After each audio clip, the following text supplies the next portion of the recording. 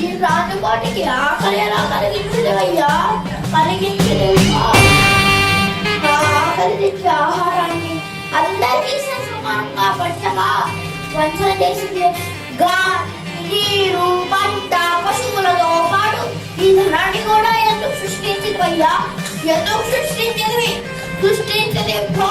అది లేని వారిని భూలోకంలోనే యమలోకానికి ఇట్లా కష్టాలు కలిగిస్తున్నావురా? ఇదాని న్యాయం. ఇకపై ప్రతి దానిని ప్రతి పాపిని వారికి ఎందుకు